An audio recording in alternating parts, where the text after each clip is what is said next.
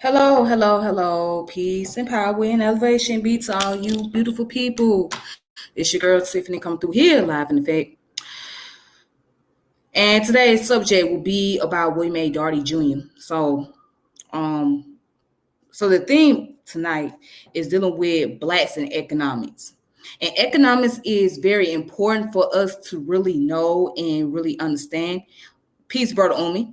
It's very important for us to know about economics, especially how it affects us as a people, especially as black people here, and what we have been through regarding from slavery all the way up to now.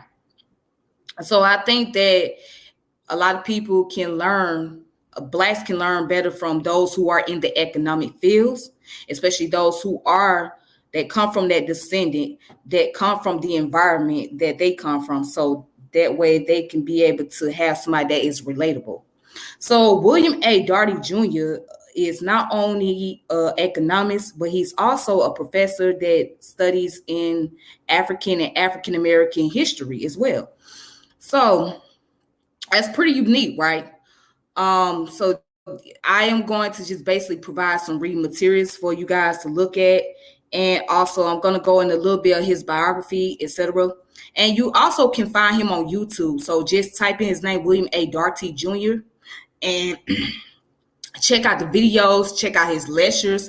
He goes in and talk about reparation. He talks about the stratification, socioeconomics, etc. And so I just want to go ahead and get started. Let me go ahead and let me pull it up for you guys. So right here this is William A. Darity Jr. Okay, that's him. Then right here, I'm going into his biography. All right, so just a little bit about his background. He was born on April 19, 1953. He's an American economist, researcher. Darity research spans economic history, development, economics, and monetary theory, but the bulk of his research is devoted to inequality in the context of race. And particularly for his 2005 paper in the Journal of Economics and Finance, Darity is known as the founder of Stratification Economics. So what is stratification economics? Let's look at that real fast. So economic stratification refers to the condition within a society where social classes are separated or stratified along economic lines. Various economic strata or levels are clearly manifest. While in any system, individual members will have a varying degrees of wealth. Economic stratification typically refers to the condition where there are meaningful gaps between the wealth control and by various groups and few emphasis in the transitional regions. So basically, economic stratification is dealing with, like, okay, you have the lower class, you have the middle class and upper class, right? And then what group represents those in the upper class community? Okay, so what we know as far as upper class and those who make a significant amount of income, majority of those people will be considered the white people, right? They represent those who are so-called privileged. And those who are in the middle class or working class community, make lower income, majority of those individuals are African Americans and other minority groups of people. So that's what economic stratification really deals with right there. All right, to sum it up. Okay, so and it's also focused on the income that each group makes every year. Now, what I didn't believe to be true before I continue on is that white people are typically actually more poor than black people. But the only thing, because they make up a large number of them, so you got more poor white people than you do black people. However, these poor white people have access to capital, whereas black people don't have those access to capital. I know it don't really make sense, but just think about it, because we come from a descendant of those who are African slaves that were brought here to America. They didn't have wealth base. They was just coming here to work and labor for free. That was the whole intent, to build this economy. So all the money and all the resources, white people leveraged off of that. So when they had leverage off of it, That's how they was able to accumulate wealth over a period of time and pass it down to their generation. And they was able to make sure that they have enough access to where other white people can gain some capital. So like taking out loans, etc. They're able to gain those kind of capital, right, in a certain way. Whereas for us, we'll have a much harder time to get loans, especially loan for a house and a business. On top of that, we'll get a lot. It'll take a while for us to get loans or be qualified. So it's a lot that goes into this, but let me go ahead and continue.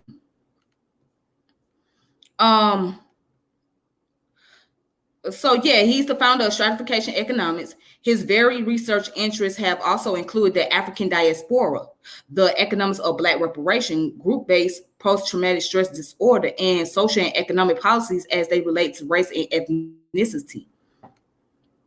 He is currently the Samuel Du Bois Cook Professor of Public Policy in the Sanford School at Duke University. At Duke, he is also a professor of African and African American Studies and Economics and the director of the Samuel Du Bois Cook Center on Social Equity. All right. Previous, he was the Carrie C. Bosmer Professor of Economics and Sociology at the University of North Carolina. Darity was a visiting scholar at the Federal Reserve's Board of Governors in 1984, and from 1989 to 1990 was a fellow at the National Humanities Center. He is a former president of the Southern Economic Association. All right, so he was born in Norfolk, Virginia, and raised largely in Amherst, Massachusetts. His father, William A. Darity Sr., was a trustee at the University of North Carolina. So Darity Jr. graduated magna cum laude with a bachelor's degree from Brown University in 1974, okay, where he earned honors in economics and political science.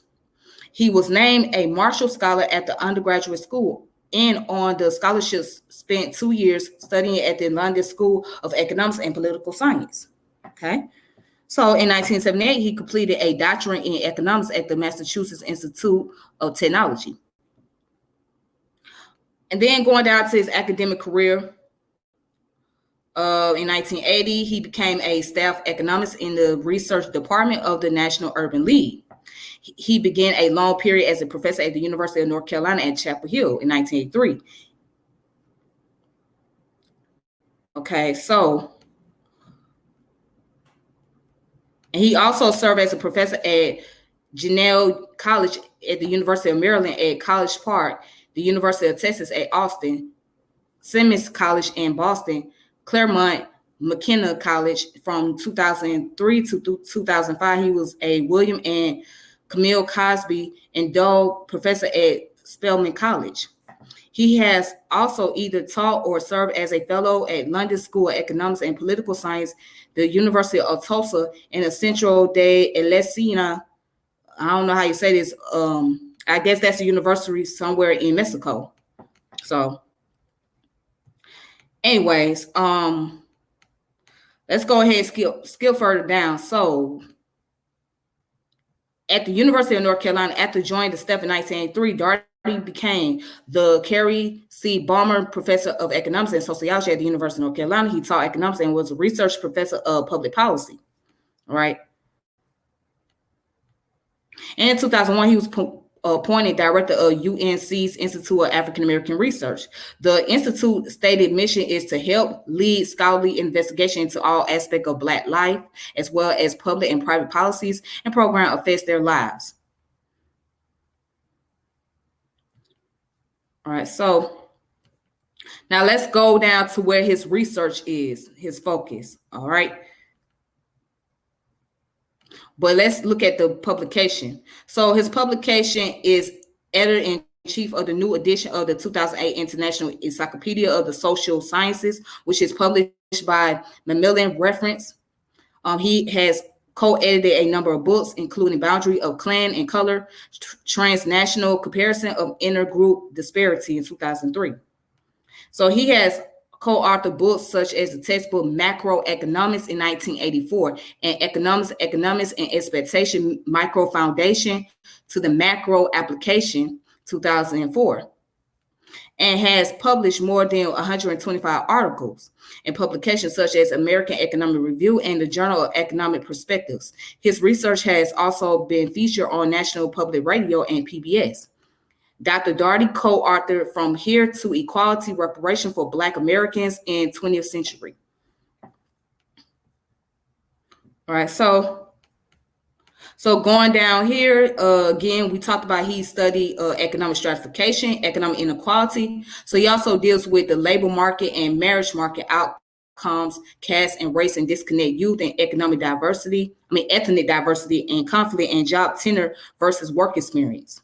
All right, so that's his other part, the studies that he's into, and he has specifically studied financial crisis in developing countries, North-South theories of development and trade, and the Industrial Revolution. He also has studied the transatlantic slave trade and what is called the African diaspora, the spread of African culture and influence through the slave trade. He has stated that much of the history wasn't documented or analyzed, and that there's a need to fill in gaps of knowledge and analyze cause and effect in modern time. All right, so he also, and as a social theorist and researcher, he has also studied social psychological effects of exposure to unemployment, group-based post-traumatic stress disorder, schooling and the racial achievement gap, racialized tracking in school, the economics of Black reparation. All right. And it says, and social policies as they relate to race and ethnicity. Recently, he has focused on what he perceived as disconnect between the social science and the humanities, particularly in the field of African American fictional literature and film. All right. Okay, so as we can see, it goes into the notable studies that he did, the incident reports, also baby bond programs, skin tone and marriage, unemployment rates. So let's look at the incident report. So Darity was one of the three conductors and writers of a study that found that white respondents tend to overreport incidents of mistreatment at work, while Black employees are not aware of the mistreatment or are less likely to report them. And that is a fact. As somebody that works a 9-to-5 job, that's very common. We don't want to report any crimes, not any crimes, any form of mistreatment at work, because we don't want to put our jobs in jeopardy. So we just try to push through it and get past any form of discrimination, just so we can be able to obtain a job and don't have to go through the legal process, etc. But if push comes to shove, then we wouldn't have no choice but to do it. For the most part, most Black people don't like to go and report any type of mistreatment unless if it's something very serious, like if their life is in serious danger. You know what I'm saying? But outside of that, no, not too many African Americans do it. All right, so baby bonds program with economist Derek Hamilton. Darity has proposed a federal wealth redistribution program aiming at remediating the racial wealth gap called baby bonds. The program called for the insurance of government-backed bonds for each child born to poverty to be redeemed when the child reaches age of 18. All right, so let's look at baby bonds real fast. So what are baby bonds? Baby bonds are a government policy in which every child receives at birth a publicly funded trust account, potentially with more generous funding for lower income families. Economists William Darity and Derek Hamilton proposed the policy in 2010 as a mechanism to reduce the racial wealth gap in the United States. A 2019 analysis of the proposal by Naomi Zuwade projects that baby bonds would reduce the median racial wealth gap between white and Black young Americans from a factor of 16 to a factor of 1.4. It says in American English, the term baby bond can ultimately refer to a bond with a par value of $1,000 or less. So I want to know how many people can say that they received the baby bonds when their children was born. Now, I just have a question. Why this never come up as a topic, baby bonds? Why I'm just not hearing it? Why is it never been a topic of the conversation? And this is why we have to really carefully study the economics. So, because if more of us knew about the baby bonds, I think a lot of us would investigate more into it. But many of us don't know about this, and this is my first time hearing about it. That's the sad part. But I wonder,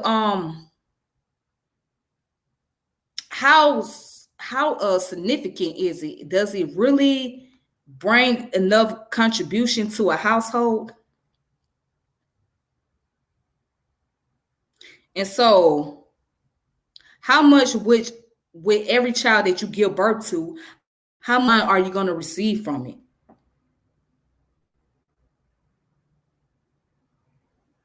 I mean, I just want to know. I'm just curious. Because it seems like for most of us, a lot of times they would depend on government assistance as far as like welfare is concerned, talking about like you either have to get through child support. If you can't get through child support, you will have to get through the TANF, which is temporary needy family, etc., or temporary assistance for needy family. And that's how it is for a lot of people who are in poverty or who below the income rate. They would either have to put the other parent on child support to get that, or they would have to go on some type of government assistance to get all that. But I don't think many people are aware of that, the baby bonds. I mean, this is my first time ever hearing about it. So again, but anyhow, but yeah, so going back down. So yeah, he pretty much proposed the idea of the baby bond program. Skin tone and marriage. This is interesting. In 2009, Darity, along with Arthur Goldsmith and Derek Hamilton, published Shedding Light on Marriage, the Influence of Skin Shade on Marriage for Black Females. In the study of economic behavior and organization, the study found that American Black women with lighter skin were more likely to attain a high status Black spouse than dark skinned women, and analyzed social theories that could explain the disparity.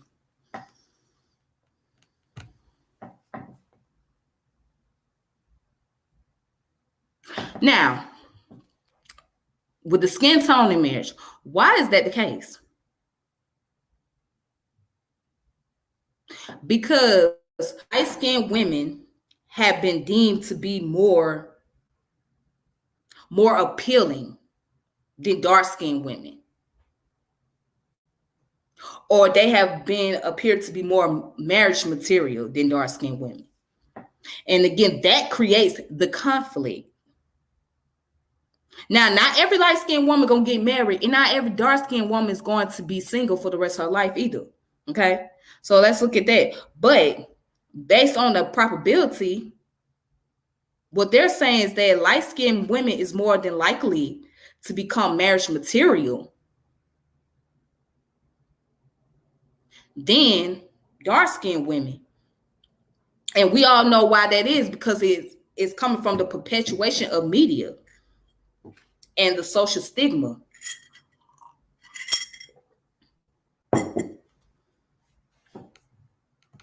Let's continue.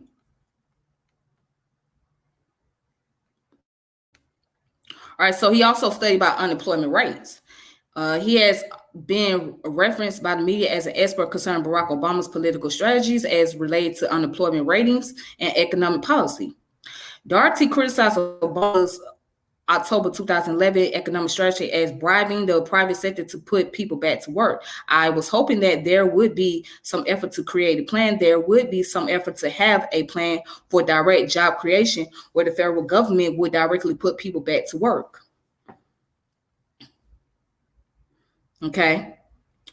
Now it says in February 2012, Darity responded critically through the Hill to the government report claiming that Black unemployment in the United States had dropped from 15.8% to 13.6%. According to Darity, the drop was more likely the result of a massive spike in Black workers dropping from the workforce and therefore no longer being included in a statistic for Black employment. If a large proportion of the person exiting from the labor force were Black, that could drop the Black unemployment rate without any significant new employment, Darity wrote.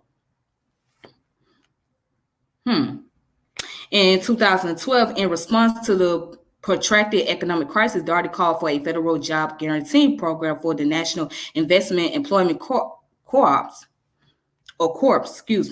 which was guaranteed all U.S. citizens over the age of 18 over the age of 18, a job at a minimal salary of $20,000, as well as $10,000 in benefit, including medical coverage and retirement savings. So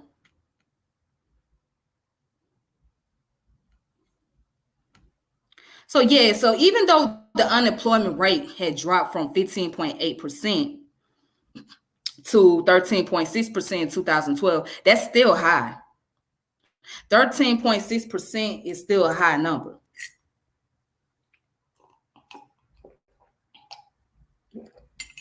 That still has to be unemployed. And I wonder what's the percentage for people who are underemployed.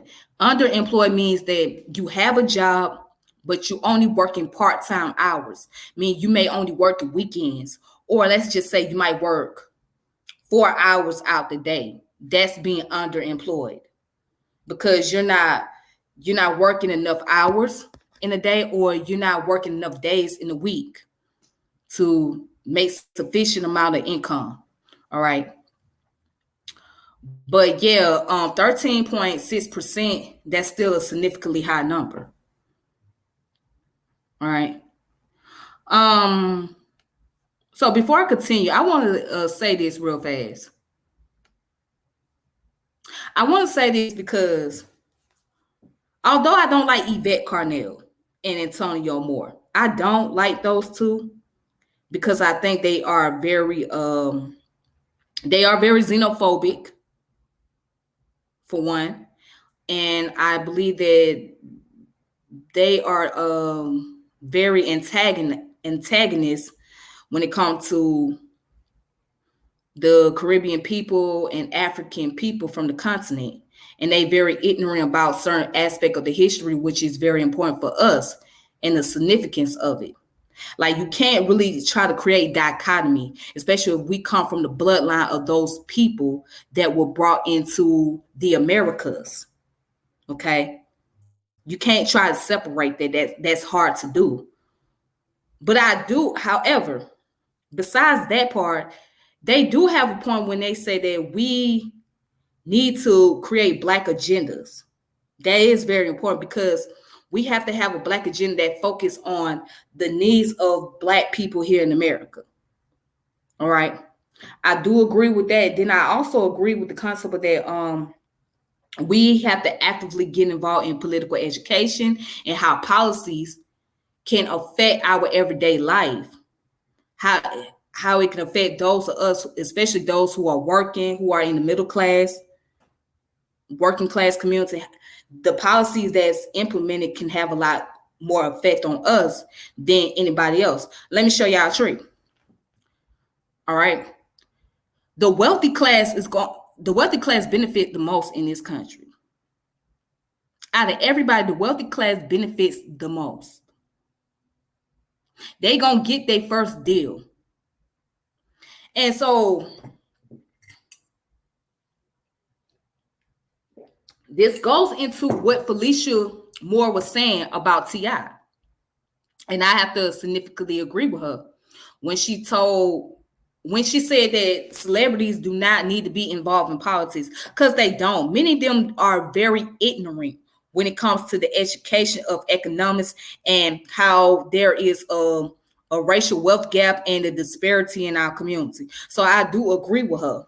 You know what I'm saying? And when I heard T.I. spoke in the video, as far as him responding, it showed that he's looking out for his own need. He's not looking out for the collective. He's looking out for himself or people that's like him, people that's millionaires, multimillionaires, people that are entrepreneurs. That's who he's looking out for. He's not looking out for everybody else. He's not looking out for everybody's benefit. So when we hear people tell us, vote for this person, vote for that person, because yada, yada, yada, and vote Democrat, etc., that goes to show you that they have an agenda. And the agenda does not really include you. The agenda is including them and the people that's on their level. And I'm talking about people that are celebrities, entrepreneurs, and multi-millionaires, etc. They looking out for themselves first. So they want to get the first deal. They want to get what's handed to them. Whatever handout they gonna get, they gonna go for it. So when that person get into office, that politician is going to cater to their needs first before they cater to our needs. And so what I'm saying is we have to look at what political agenda is available and how does it represent us and how it's going to affect us as a people. We cannot just vote for anybody based on the popularity game.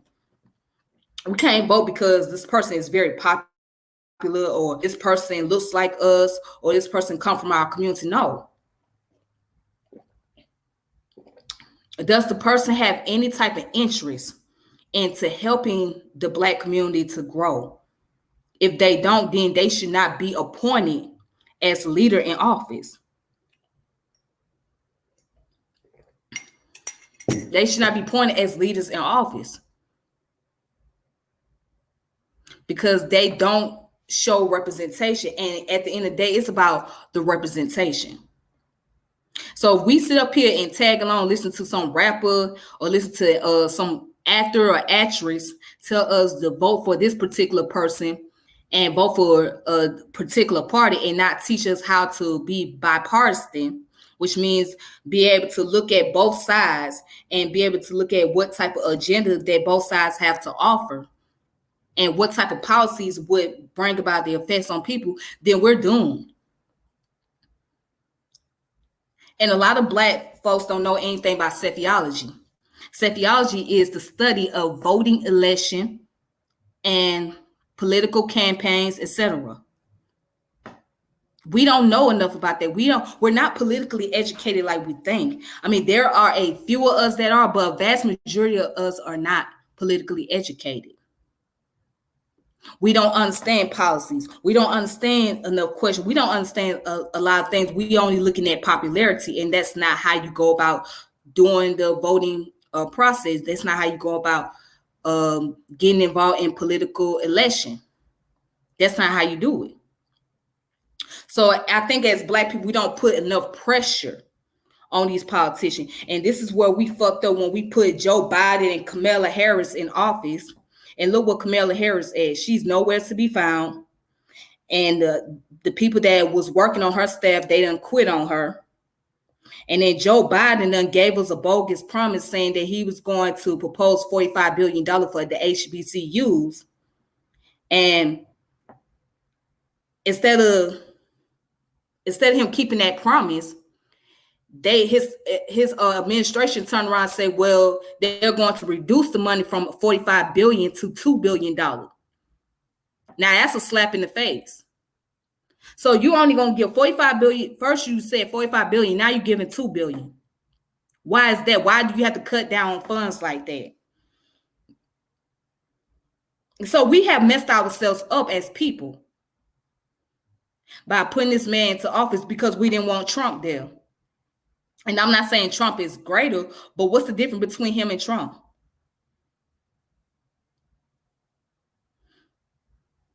It said that one is a Democrat, one is a Republican. That's it. And if we go back and look at the history of Biden and the crime bill that he signed in 1994, along with Bill Clinton, that brought about mass incarceration, and we still vote this person in.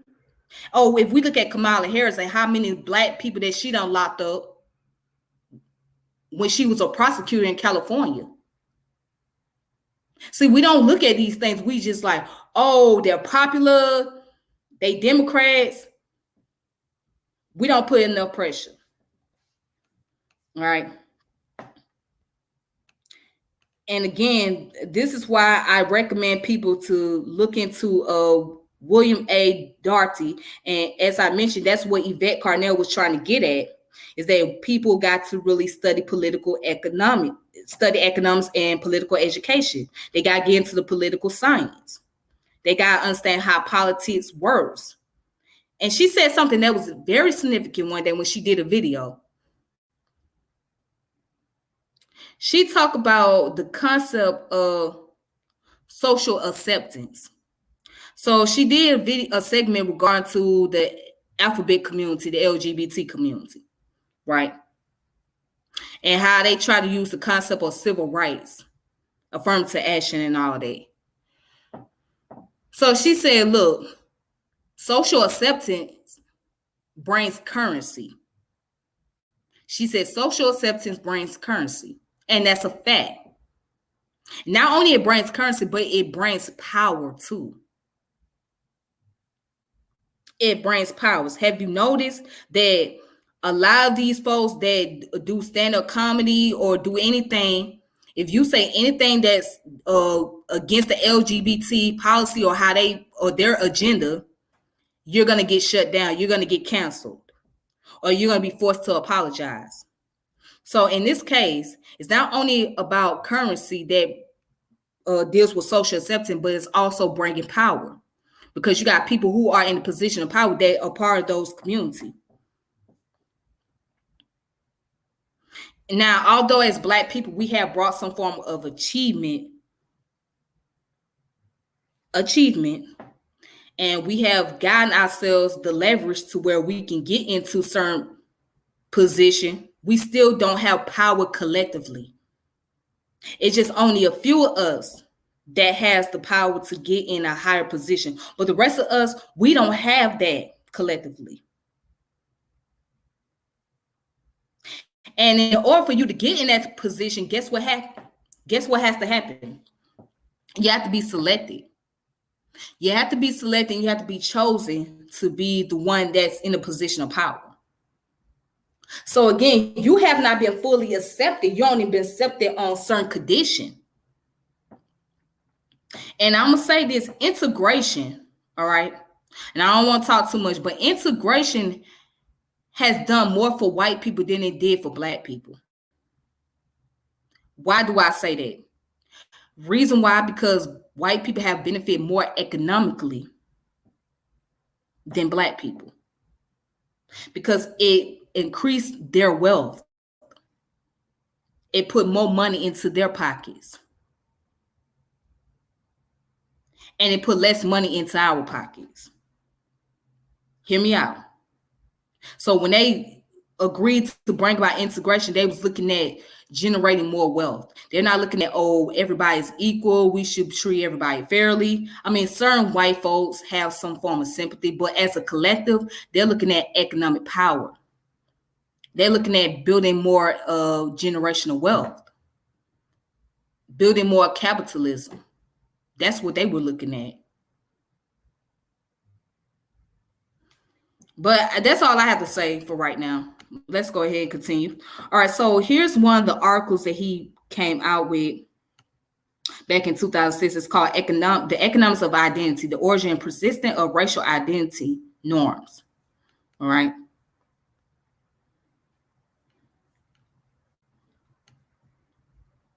All right, so let's just look at the let's go down what says identity formation and social and behavioral sciences other than economics. Well, first, I want to look at the introduction. So it says this study uses evolutionary game theory to model the relationship between racial identity formation and interracial disparity in economic and non-economic outcomes. Black-white disparity of varying magnitudes persists for various economic outcome indicators, including earnings, income, and wealth holdings. These prolonged differential continue to exist despite the virtual elimination of differences in level of educational attainment among younger cohorts.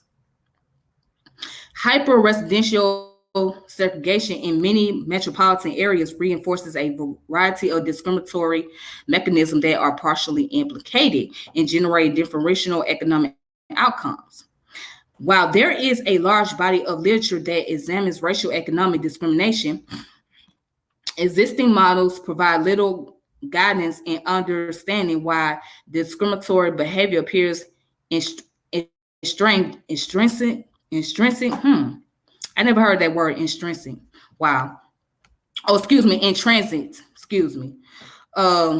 We argue that a racial identity formation process is strongly implicated in normalizing desperate economic outcomes. All right, so this ain't nothing new. Let's go back to the concept of the brown paper bag test. Let's use that for example.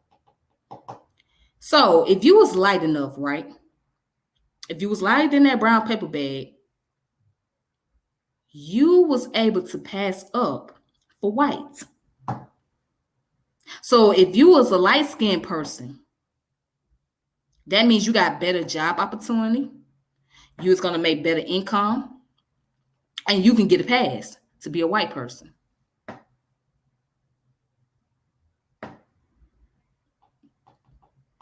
Now, but the only problem is you weren't going to get that white privilege, but you was going to be well off than your black counterparts. That's the only problem. And then if you notice with these athletes, especially, they, well, not athletes, but celebrities in particular, they tend to marry outside their own race. Those who are multimillionaires, they tend to marry outside their own race. Why do you think that is? For black women, for example. So women look at hypergamy relationships. So hypergamy means marrying up. All right. Marrying up above your level. Okay. And then you got men who typically that goes into the hypogamy. Hypogamy means marrying below. Okay. So you're marrying below somebody that's, they don't make enough wages. However, but that person has some type of significant value based on their image. Okay. So their image can give you more reputation and build more fame for you. And then as a woman marrying somebody that's higher up, you marry the person because you want to be able to try to accumulate income.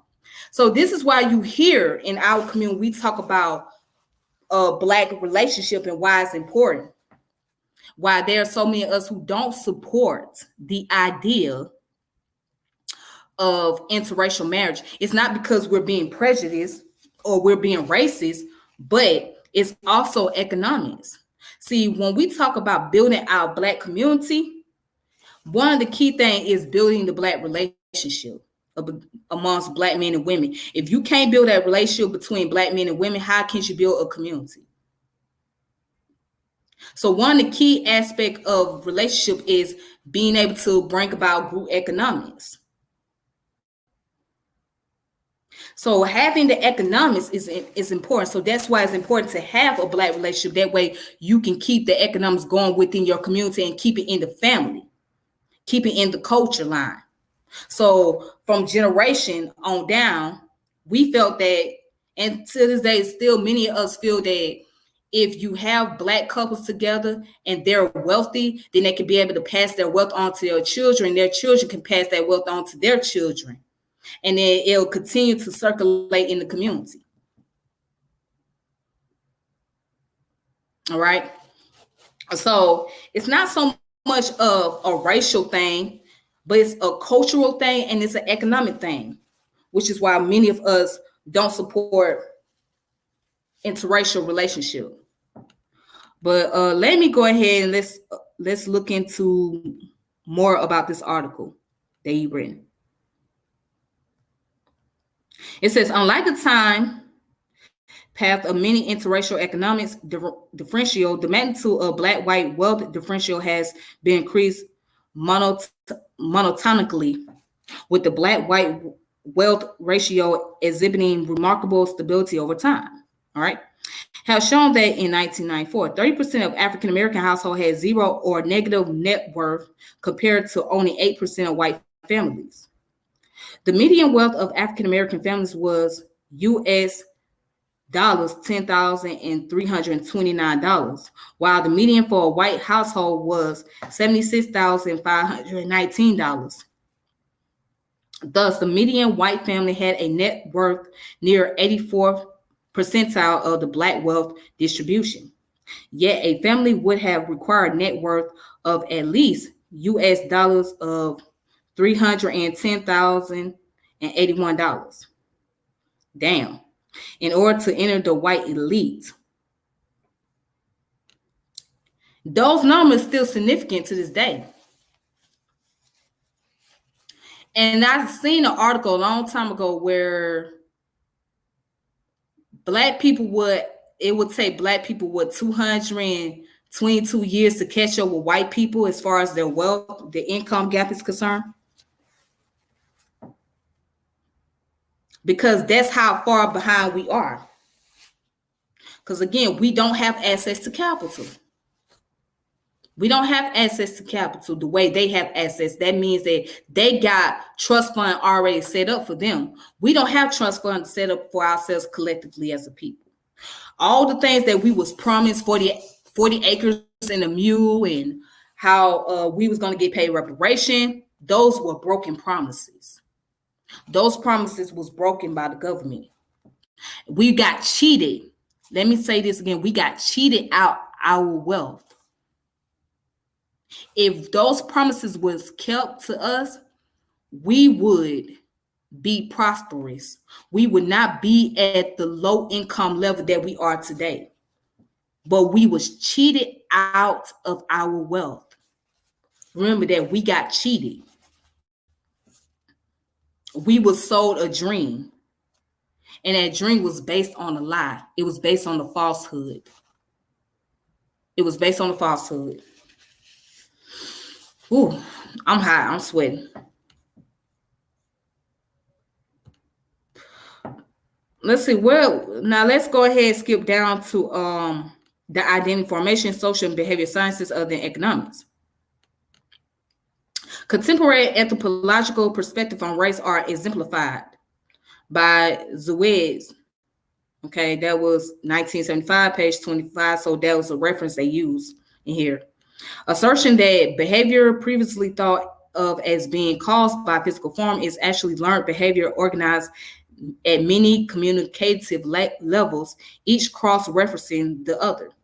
This modern conception of race thus rejects racial identity based on biologically rooted characteristics. And I'm going to get into that in a moment. Psychologists use a similar approach that is consistent with cognitive models of the relationship between an individual of a reference group. Insist, for example, that some psychologists have shifted the focus of research from how individuals behave in groups to how groups behave within individuals. Okay, and what we call that social psychology. So in social psychology, they deal with the behavior of individuals in a group. Right. Okay. So yeah, in social psychology, you deal with individuals' behavior in a group, right? But to focus on people individually outside of the group, that's okay. Let me rephrase that. Hold on. So groups behave within individuals. That's social psychology. All right. And how people collectively behave in a group, that is sociology. So you dealing with the sociology mean that you're dealing with the group of people, right? But from the individual perspective, how each individual behavior is, that's social psychology. Okay. So similarity attraction theory is one of several frameworks used by psychologists to model the process by which individuals identify with groups. According to this theory, in a situation characterized by free choice, individuals tend to prefer interaction with others perceived as similar to themselves. All right. Now, I want to kind of skip down a little bit. I'm gonna read this part, but let me go back to where it says that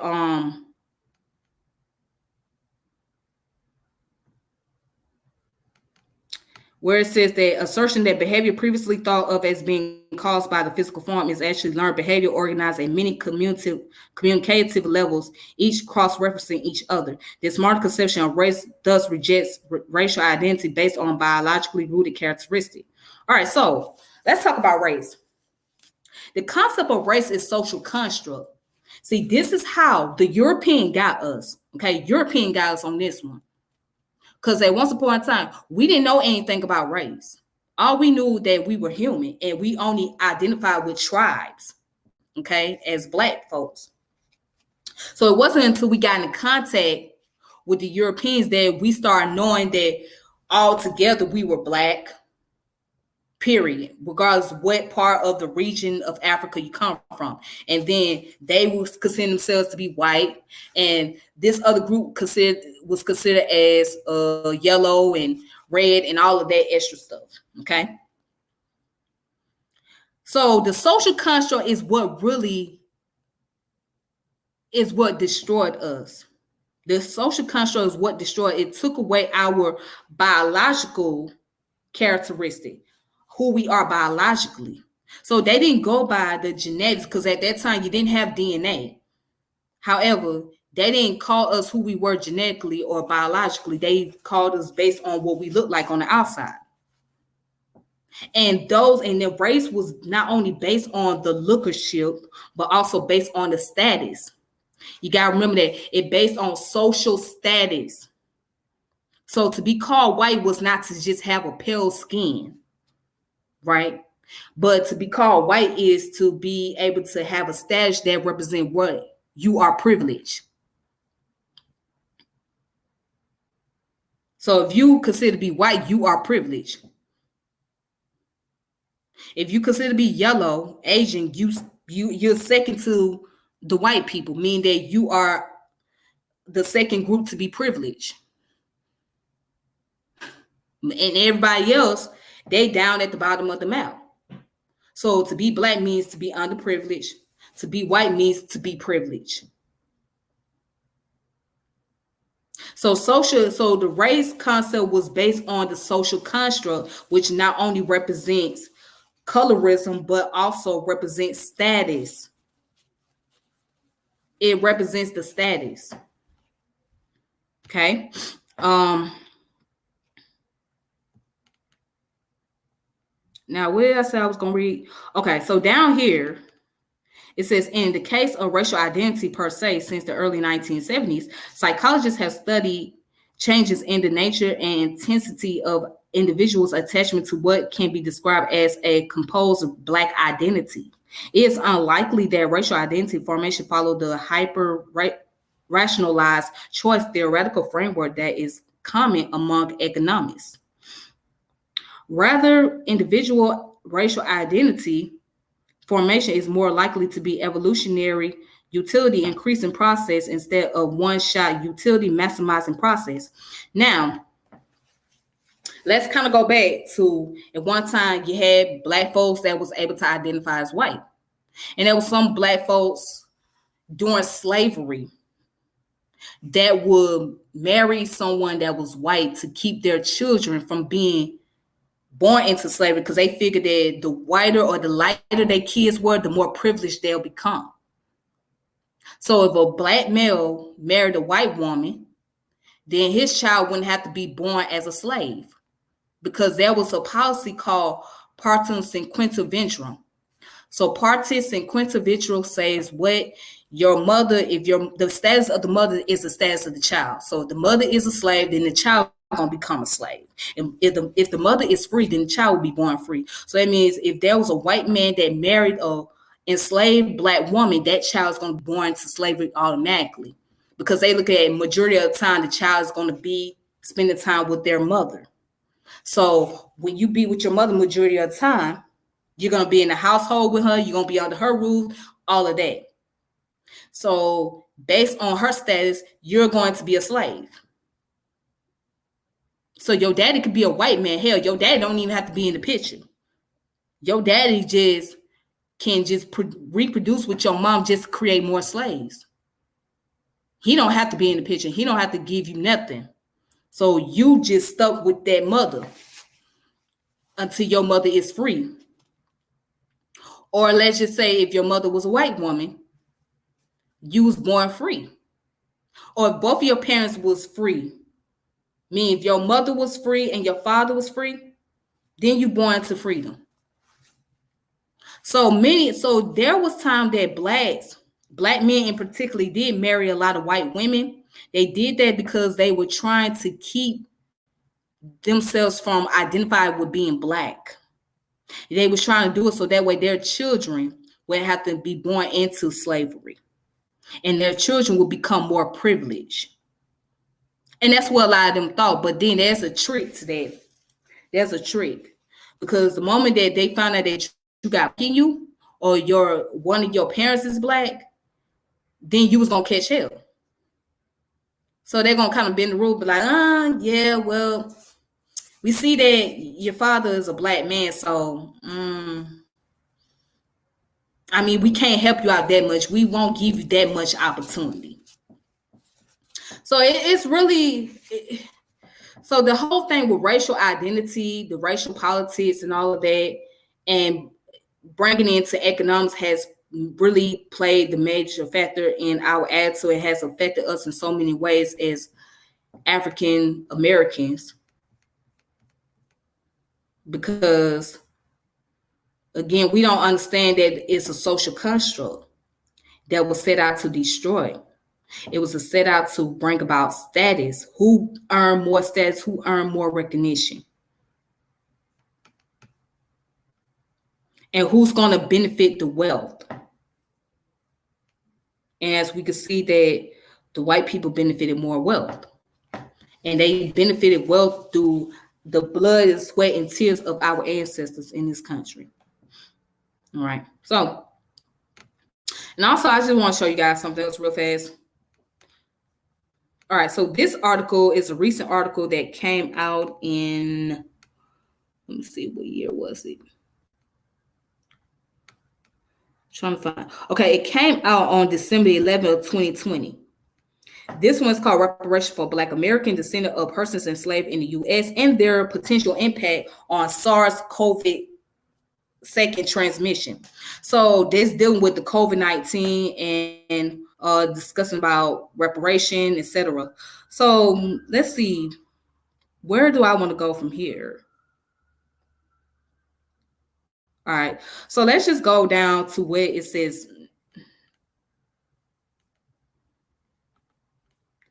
let's just go down to where it says the background. So just kind of give an idea of what this article is speaking of. So it says the novel coronavirus, which causes COVID-19, was first reported in Hubei province, China in December of 2019. The ensuing 5 months, the outbreak spread to nearly every country in the world. As of December 11, 2020, the United States had the highest number of reported cases with 15,474,800 confirmed infection and 291,522 total deaths. Although this certainly represents an underestimate of the true numbers of cases given the poor scales up of testing coupled with a high rate of asymptomatic infection. So asymptomatic means that a person that is immune to the symptoms. So let's say, for example, you can have COVID, but you don't know that you have COVID because your body is immune to COVID. It's there, but you don't know that you got it. So that's what asymptomatic is. That means that you have a disease that's in your body, but you're not affected by that disease.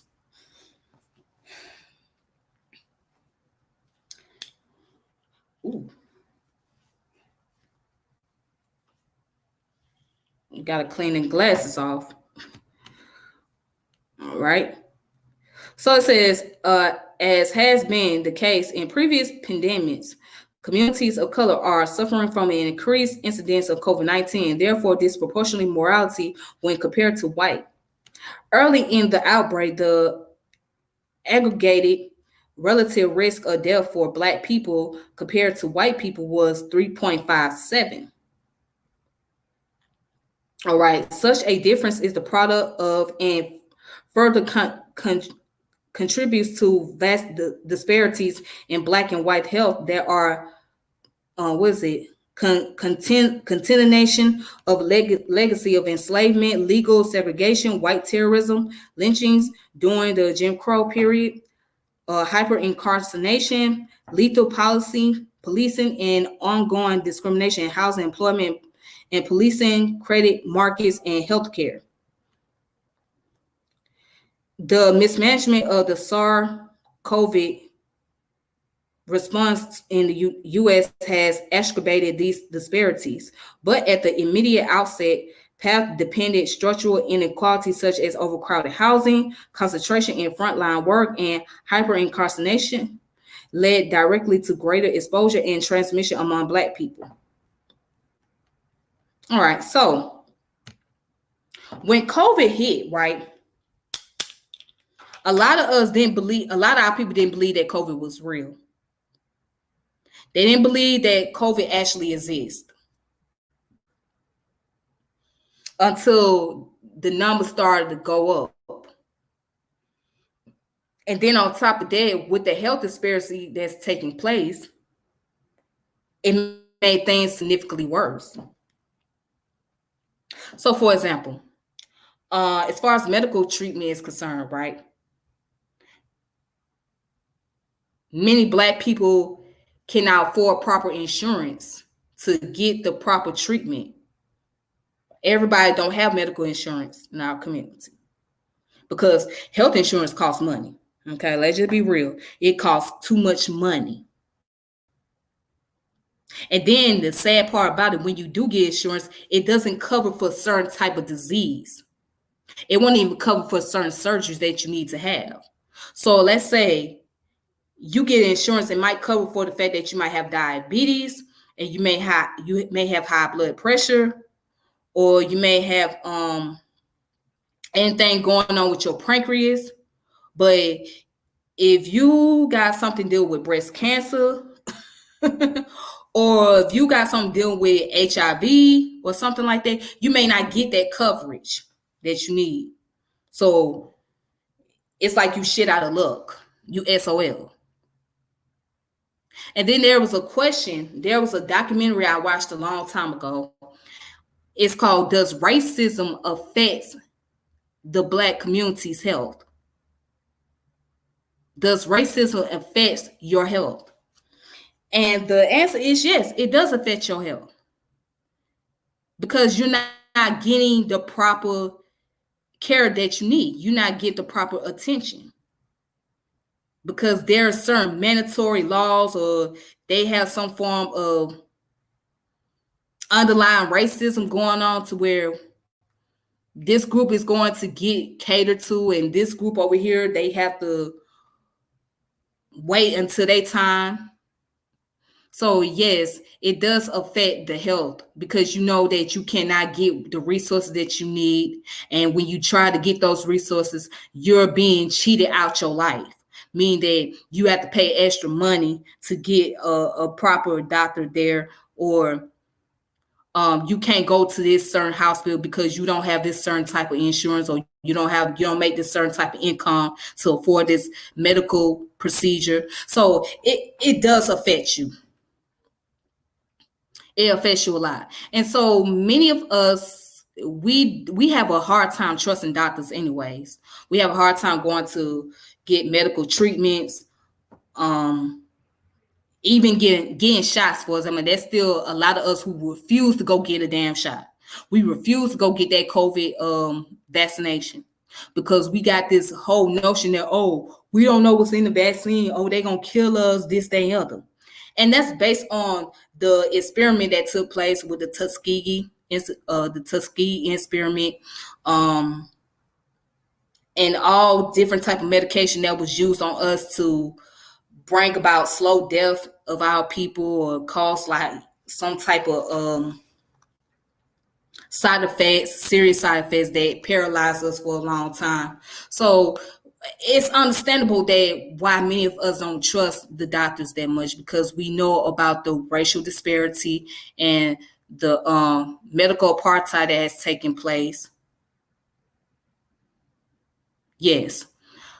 So yeah, but when COVID hit, it really hit hard on the Black community. It really did. So it was so many of our people that just losing their mind. They didn't know what the hell to do. They didn't think, again, at first they didn't think it was real. And then when they started realizing how serious it was like a panic attack. Like, oh my God, what do we do this time? There's nothing you can really do. You just got to be careful, because COVID is a dangerous disease. It's a silent killer.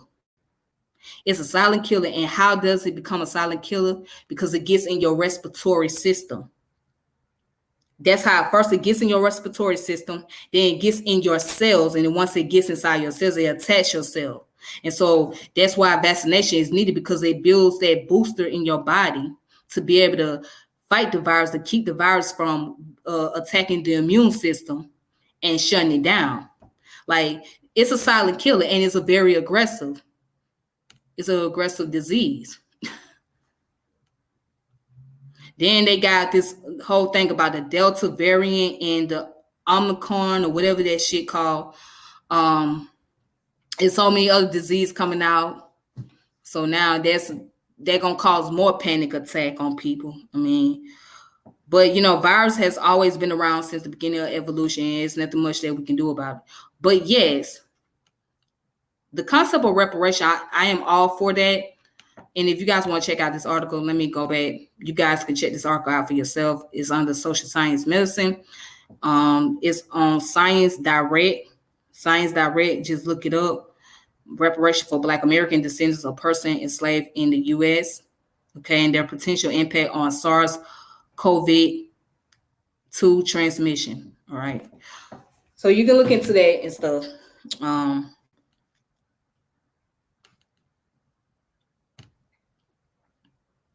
Yeah, this stuff, man, it's something serious.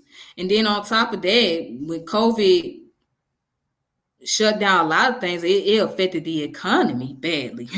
That's the crazy part. I mean, a disease that you can't even see, that you don't even know, that's affecting people's respiratory system will shut down the economy. Like, that just,